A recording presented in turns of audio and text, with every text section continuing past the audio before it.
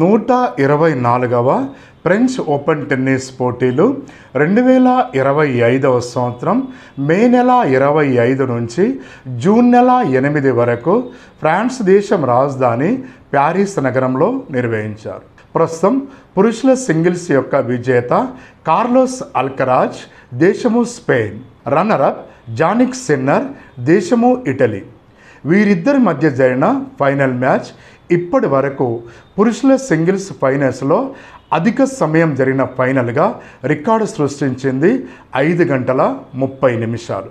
ఇప్పటి వరకు French open tennis పురుషుల సింగిల్స్ను అధిక సార్లు గెలుపొందిన వ్యక్తి రఫేల్ నాదల్, స్పెయిన్ 14 సార్లు గెలుపొందాడు. ప్రస్తుతం ఫ్రెంచ్ ఓపెన్ టెన్నిస్ స్త్రీల సింగిల్స్ యొక్క విజేత కోకో గౌఫ్, దేశము అమెరికా.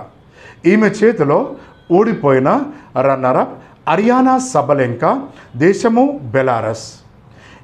అధిక సార్లు ఫ్రెంచ్ ఓపెన్ టెన్నిస్ స్త్రీల సింగిల్స్ గెలుపొందిన విజేత క్రిస్ ఎవర్ట్, దేశము అమెరికా. ఈమె 7 సార్లు ఈ టైటిల్ గెలుపొందింది. Okay, please subscribe.